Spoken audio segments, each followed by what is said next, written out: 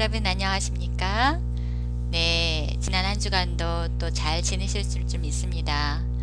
가을이 깊어지고 있습니다. 점점 낙엽들이 색깔이 울긋불긋해지고요. 그리고 우리가 좀 더 인생에 대해서 또 우리의 사역에 대해서 비전에 대해서 또 깊이 묵상하고 돌이켜 볼 수 있는 묵상의 시간입니다. 날마다의 삶이 우리 모두에게 값지고 또 복되기를 바랍니다. 오늘은 마지막 이제 이 책 건강한 교회 이렇게 세운다 이 책의 마지막 4부의 내용을 이야기해 보도록 하겠습니다. 4부 맨 마지막은 목적을 성취하는 것. 맨 마지막 목적을 우리가 세웠다면 어떻게 성취하는가에 대한 마지막 이야기입니다. 자, 목적 성취를 위해서 우리가 여러 가지 이야기를 했는데요. 목적을 가지고 조직을 구성하고 그에 따라서 사역을 수행하는 교회는 그 교회 목적에 따라서 얼마나 성취했는지를 돌아보고 평가해야 할 필요가 있습니다. 그래서 목적 성취의 기준은 세 가지의 측면에서 바라봐야 하는데요. 첫째는 하나님 나라의 관점입니다. 즉, 이 목적을 성취함에 있어서 하나님의 나라가 확장되고 또 하나님의 뜻이 이 교회를 통해서 이루어지고 그분의 이름이 높아졌는지에 대한 평가이고요. 그리고 이에 대한 목적입니다. 두 번째는 공동체로서의 교회가 영적 성장을 이루어냈는가, 또 건강성을 회복했는가, 지속적으로 성장했는가에 대한 목적이고요. 마지막으로는 개인적 측면에서의 목적이기도 합니다. 즉, 성도들이 이 목적 성취 과정에서 행복했느냐. 이 세 번째 부분은 한국교회에서 많이 이제 간과되어지고 있는 측면이기도 합니다. 우리가 교회 생활을 하면서 교회를 통해서 하나님을 즐거워하게 만들고 하나님이 즐거워하시고 또 교회가 또 교회 안에서의 즐거움이 있고 또 성도 개개인의 삶 속에 즐거움이 있는 그런 목적 성취의 기준을 가지고 있어야 할 것입니다. 자, 12장 진단과 처방에 관해서 이야기해 보도록 하겠습니다. 페이지 263쪽에 보시면 나드목 교회 이야기와 서울중앙교회의 이야기가 예로 들어서 나와 있습니다. 나들목 교회의 경우엔 분기마다 나들목 건강지수 9을 분석해서 성도들에게 발표한다고 합니다. 공동체 가족의 마음을 3개월에 한 단위로 해서 의미 있는 데이터들을 같이 나누고 교회가 얼마만큼 목적과 의미에 부합되어 지금까지 3개월을 보냈는지를 함께 나누고 축하하는 자리를 만들죠. 서울중앙교회 같은 경우에도 2002년, 2004년 두 차례에 걸쳐서 교회 진단 평가 과정을 거쳤다고 합니다. 그래서 설문지를 나누어져서 전교인 대상으로 설문을 실시했고요. 교회의 건강성을 유지하면서 주님이 주신 비전과 사명을 효과적으로 성취해가고 있는지 주기적으로 점검하고 또 문제점이 발견될 때 그 원인이 무엇인지 진단하여서 해결 방안을 모색하는 과정이 필요합니다. 그런데 우리가 한국교회가 진단 과정을 이제 잘 하고 싶어 하지 않는 이유가 있다면 이런 진단 과정을 거치고 나면 우리가 감추고 싶었던 또 모두가 알고 있지만 또 명시화하고 싶지 않았던 문제들이 이제 딱 보여지게 되고 표면화되죠. 그래서 또 그것이 문제가 드러났을 때 그것을 건설적인 방식으로 해결할 수 없는 내부적인 어떤 역량이 갖추어져 있지 않을 경우에 교회에 상처만 입힐 우려가 있지 않느냐라는 생각을 하게 됩니다. 그래서 이제 두려워해서 진단 과정 자체를 거치지 않는 경우가 굉장히 많이 있죠. 자, 교회의 건강성을 진단하는 틀이 무엇일까? 어떤 것들이 있을까요? 이 책에서는 교회 건강성 평가 설문지라고 해서 CHEQ, Church Health Evaluation Questionnaire 라고 하는 것을 부록에 참고에 이 책 마지막 표 266쪽에 실어놨습니다. 그래서 이런 건강 설문지를 평신도 리더들과 항종직 중심으로 실시해서 교회가 얼만큼 건강하게 가고 있는라는 것을 교회에 중요한 직분을 갖거나 중요한 역할, 책임을 갖고 있는 사람들 내에서 공유하는 게 필요하다. 설문지 내용이 306쪽과 315쪽에 걸쳐서 실려 있고요. 266쪽, 267쪽을 보면은 교회의 건강성 진단 틀에 관한 세부 내용이 나와 있습니다. 참고해 보시기 바랍니다. 자, 이번에는 조직 구성 요소를 한번 진단해 보도록 하겠습니다. 조직 구성 요소의 진단에는 몇 가지의 요소가 있는데요. 첫째로는 핵심 원리입니다. 교회의 건강성 진단은요, 한국교회 여러 문제점과 7대 핵심 원리에 비추어서 교회의 상태를 점검하는 것으로 출발합니다. 그래서 7가지 핵심 원리가 무엇일까요? 268쪽에 나와 있죠. 첫째는 성령 하나님에 대한 민감함의 원리. 우리가 이미 얘기했던 부분이죠. 두 번째는 핵심 목적의 성취 원리. 핵심 목적이 제대로 성취되고 있는가를 진단하는 것이죠. 셋째는 목회자와 평신도 간 역할 관계 차원에서 권위와 자율성의 균형의 원리가 적용되고 있는지. 넷째는 성도들 간의 상호 성갱과 공동체성이 유지되고 있는지 진단하고요. 다섯째는 유기적 연계성과 공유의 원리, 그 개별적인 사역과 기능이 각각 효과적으로 이루어지면서도 교회의 각 기관들이 유기적으로 연계되고 협력하고 있는지를 점검하는 것입니다. 여섯 번째는 보편적 교회의 원리, 즉 특정한 지역 교회가 하나님의 백성으로 구성된 우주적 교회, 그 지역사회 안에서의 다른 교회들 간의 유기적 연계와 협력에 적극적으로 동참하고 있는지를 점검하는 것이고요. 마지막으로는 교회 내 성도들이 영적 성장이 촉진되고 있는지를 진단하는 것입니다. 이 7가지 핵심 원리에 맞춘 진단이 필요하고요. 두 번째는 비전과 관련된 진단입니다. 핵심 원리에 부합되었는지 뿐만 아니라 교회가 지향하는 그 교회의 구체적인 비전이 명확하게 설정되어 있고 이것이 성도들의 헌신을 얼마만큼 이끌어내었는지, 비전들이 성도들 사이에서 잘 공유되고 있는지, 얼마나 그 비전이 효과적으로 실천되고 있는지 등을 점검하는 것이죠. 그 다음에는 5대 사역을 점검하는 것입니다. 대부분의 교회가 5대 사역으로 예배, 선교, 봉사, 교제, 교육을 설정하고 있습니다. 교회마다 좀 다를 수 있어요. 이런 어떤 중요한 사역들, 대표되는 중요한 사역이 잘 효과적으로 수행되고 있는지, 개선할 점이 있는지에 대한 평가입니다. 그 다음에 조직 모형의 평가죠. 그래서 리더십의 모형이나 조직 구조의 모형이나 운영 시스템의 모형이나 교회 문화 등의 개별 요소들이 핵심 가치 실현이나 교회 비전의 실현에 얼마나 효과적으로 갖추어져 있는지를 진단하는 것입니다. 다음 마지막으로는 목적 성취도에 관한 진단입니다.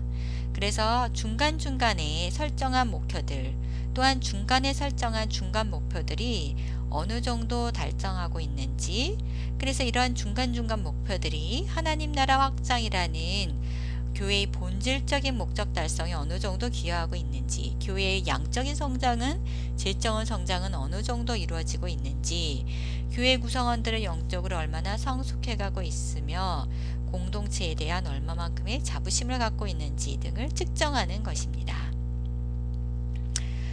그 다음 조직 구성 요소의 진단을 했다면 이번에는 정합성의 진단입니다. 정합성, 영어로는 fit이라는 표현을 하죠. 그래서 얼마만큼 요소들 간의 상호 보완성이나 또는 일관성을 갖는 정도를 정도를 가리키는 말입니다. 정합성이 높다라는 말은 교회에서 이루어지는 다양한 사역들이 교회의 비전과 높은 성호 보완성 또는 일관성을 가진다는 뜻입니다. 반대로 정합성이 낮다라고 한다면 일관적이지 않고, 그리고 비전이나 사역들의 내용이 별로 연관성이 없다라고 볼 수도 있습니다. 정합성이 높을수록 비전 달성에 효과적일 수 있다? 맞습니다. 기여된다는 얘기죠. 자, 이 정합성을 진단하는데요, 세 가지 측면에서 볼 수 있습니다. 비전과 사역 내용과 조직 간의 정합성입니다. 이 세 가지 것들이 얼마만큼 서로 연관성이 있고 일관성이 있는지에 대한 내용을 진단해야 하고요. 두 번째로는 사역 간의 정합성입니다. 각각의 교회 내에서 이루어지는 각각의 사역의 영역들이 있는데요, 이 영역들 간에 얼마만큼 서로가 정합성이 있는가, 서로 연관성이 있고 일관성이 있는지, 또 서로 상호 보완성이 있는지를 점검하는 작업입니다. 이것은 성가대, 선교나 교육이나 교제나 봉사들이 각각 서로 간의 일관성 있는 교회 비전 안에 일목요연하게 배치되어 있고, 각 비전들을 각각의 영역에서 어떻게 소화해서 적용해 가고 있는지, 그리고 각 사역 간에 동떨어지지 않고 서로 어떻게 연합을 이루어내고 있고 상호 보완을 이루어내고 있는지에 대한 평가라고 볼 수 있죠. 세 번째는 조직 모형 구성 요소 간의 정합성 진단입니다. 리더십의 모형, 조직 구조의 모형, 운영 시스템의 모형, 이런 구조적인 어떤 모형들이 서로 간에 얼마만큼 연관성이 있는지, 일관성이 있는지, 상호 보완성이 있는지를 점검하는 것이지요. 진단에 따른 처방이 또한 중요한데요, 진단만 하고 끝나는 것이 아니라 어떻게 처방할 것인가. 이 처방은요, 마치 이 약국에서 처방전에 따라서 약을 조제한다라는 그런 의미로 이해하시면 좀 쉽습니다. 처방전은 잘잘못을 따져서 책임을 추궁하고 어느 리더가 잘했고 못했고 어느 부서가 지지부진하고 어느 부서가 활발하다, 이러한 책임 추궁이나 아니면 실적이나 아니면 성과를 중심으로 따지는 의미가 되어서는 절대 안 됩니다. 기본적인 교회가 진단이나 처방을 포용하고 납득할 만큼 여유가 있고 넉넉해야 합니다. 그리고 개방적이어야 되는데요, 진단에 대한 내용들은 최소한 교회 내 여러 가지 역할을 맡고 있고 책임을 지고 있는 리더들에게 그런 문제점이나 원인들은 반드시 공유돼야 합니다. 공유되지 않은 진단은요, 불합리함과 부조리함 내지는 교회 전반에 대한 부정적인 인식을 심어줄 수가 있습니다. 자, 이래서 진단과 처방에 대한 12장 내용이 이제 마쳤고요. 이제 13장 변화 관리에 관한 이야기를 또한 살펴보도록 하겠습니다.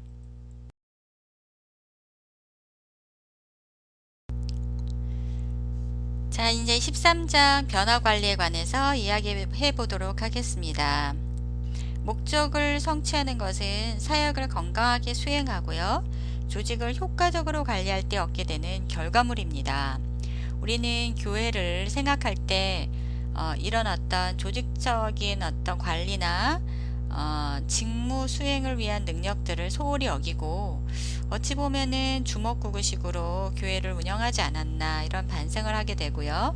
이 책의 내용들을 통해서 우리가 현재 섬기고 있는 교회 조직들을 다시금 객관적으로 바라보고 평가할 수 있는 툴을 가진 것 같아서 기쁩니다.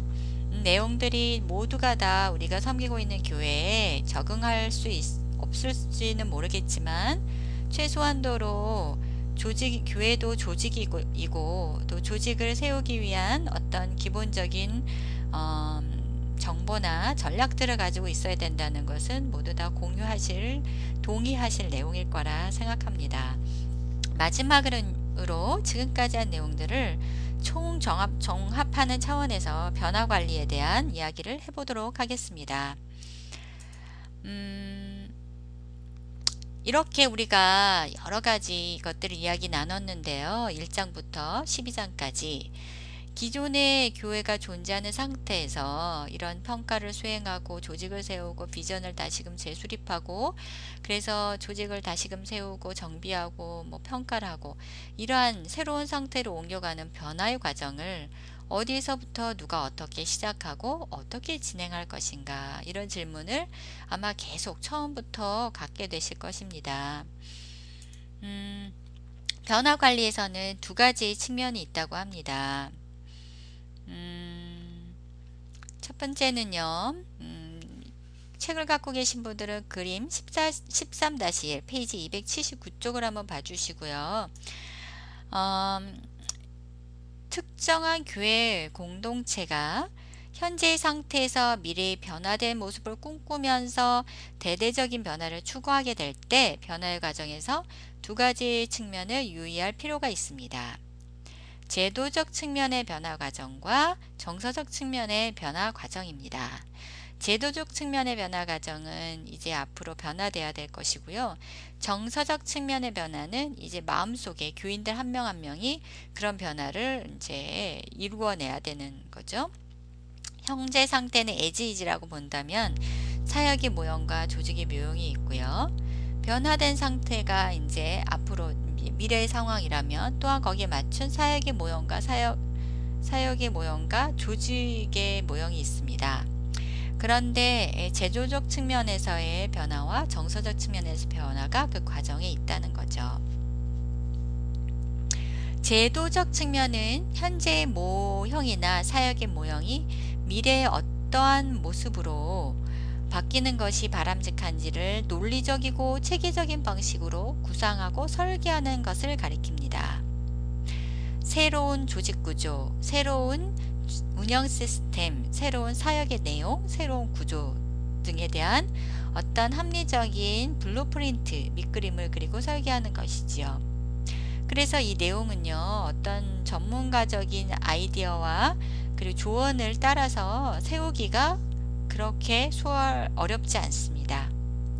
근데 이 반에서 정서적 측면에서의 변화는요, 그 조직 구성원 한 사람 한 사람의 신념의 체계와 사고의 방식과 태도, 행동의 양식, 사역 수행 방식 등을 새롭게 지향하는 조직 방향에 맞춰 바꾸어 나가는 것을 가리키는 것인데요. 굉장히 어렵고 지난한 과정입니다. 정서적 측면이요. 그만큼 변화관리의 핵심 쟁점이 되죠. 많은 교회들이 제도적 측면의 변화를 해놓고 정서적 측면의 변화가 얼마나 어렵고 오래 진행되고 시간이 필요한지에 대해서 무시하고 진행하는 경향이 있습니다. 그랬을 때 제도적 측면의 변화가 성공을 이루지 못할 경우가 아주 많이 있습니다. 구성원들이 호응하지 않고 저항하고 무관심하다면 이러한 변화는 열매를 맺지 못하고 실패할 확률이 많습니다. 그래서 이제 여러분 이래서 이 변화, 제도적 측면뿐만 아니라 정서적 측면을 반드시 염두에 두셔야 하고, 여러분의 교회가 변화를 시작했다면 지금 정서적 측면으로는 어느 과정까지 와 있고 어디로 어떻게 바뀌어야 되고 힘을 쏟아야 되는지를 반드시 평가 분석하셔야 되는 것입니다. 자, 변화 관리의 7단계가 있습니다. 각 단계마다 이제 설명을 해드리고 이 책을 마치고자 합니다. 1단계는요, 변화 추진 팀을 구성하는 것입니다.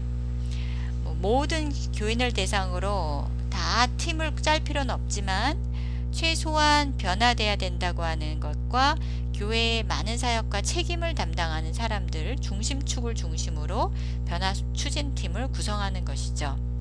변화에 대한 필요성과 새로운 비전 목표에 대한 공감대를 형성하도록 돕는 것이고, 그리고 비전 및 목표 달성을 위한 전략 변화 프로젝트를 기획하고요. 조직 구조와 운영 시스템을 설계하고, 그리고 업무 프로세스 기획 설계 이런 것들을 잘 뿌리내리도록 정착하도록 필요한 제반 조치들을 취하는 것입니다. 변화 추진팀의 자격 요건은 확신이 있고 그러니까 신앙의 확신이 있고요. 하나님의 관계가 삶 가운데 바로 정립되어 있고 공동체가 뭔지를 좀 이해하고 교회가 세상의 조직과 다르다는 것을 알고요. 그리고 성도들의 모임에 대해서 예민하고 그리고 하나님의 뜻에 순종하는 믿음의 사람이면 됩니다. 전문적인 지식과 체계적 방법론을 아는 분도 팀에 포함되는 게 좋겠죠. 변화와 개혁을 두려워하지 말아야 되고 그리고 교인들을 설득하고 헌신하는데 사명감을 가지고 극복할 줄 아는 어떤 개척 정신을 갖고 있는 사람들이면 좋습니다. 변화 추진팀의 구성과 역할은요. 말씀드렸죠. 그런 분들 교회 각 계층을 대표하면 좋겠고요. 당회원들도 한번 들어가면 좋겠고 실무 태스크 포스 팀도 적절한 사람으로 구성되면 좋겠고요. 그래서 비전위원회와 태스크포스 팀이 따로 구성되는 게 좋고 각각 역할 분담표를 작성하는 게 좋습니다. 변화 추진팀의 관리 분담표를 반드시 해야 각 팀의 역할이 오버랩되지 않습니다. 자, 2단계는 변화 추진팀의 계획을 수립하는 거죠. 워크 플랜입니다. 워크 플랜을 수립하는 과정에서 일정을 갖고 담당자 기대하는 결과 등을 일목요연하게 정리한 계획서를 워크 플랜이라고 그러는데요. 이런 것들을 이제 페이지 286쪽에 보시면 1단계 준비 작업, 2단계 현안 문서, 3단계 개선 방향 설정, 4단계 현안 개선 방향 공유, 6단계, 7단계, 8단계, 9단계 이렇게 제시하는 계획을 수립할 수가 있습니다.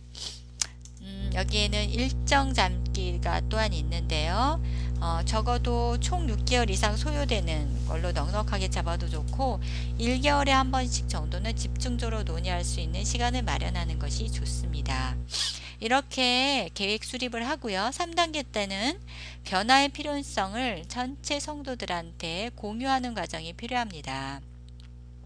공유 전에 뭔가를 내놓으면 성도들이 리더십에 잘 따라오지 못하고 소외되는 경향이 있기 때문에 변화의 필요성과 시급성을 공유하는 과정을 잘 하고 문제점을 적절하게 드러내서 왜 변화가 필요한지를 적절한 수위 내에서 공유하는 것이 이제 그런 어떤 실력과 묘미가 그리고 기술이 필요합니다.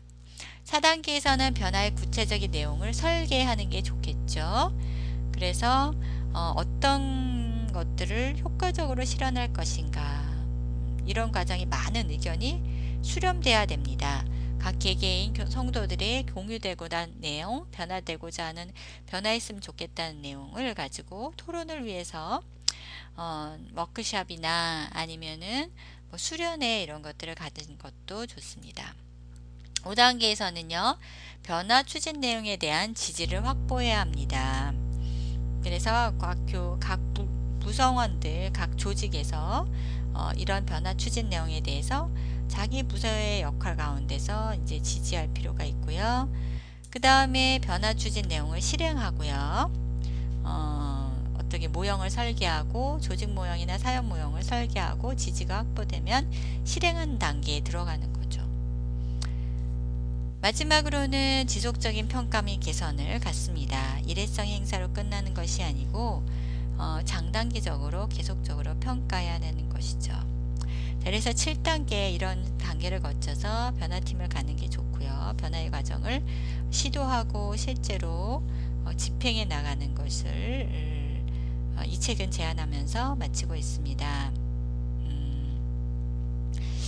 리더십이 참 중요하고요. 변화관리 과정에서 마지막으로 유의해야 할 점은 단기간에 이루어질 수 없다라는 것을 반드시 염두에 두고 구성원들이 새로운 사고방식이나 행동 양식이나 업무 수행 방식 등을 몸에 익힐 때까지 적어도 5, 6년의 시간 계획을 갖고 계획적으로 노력해야 한다는 것입니다.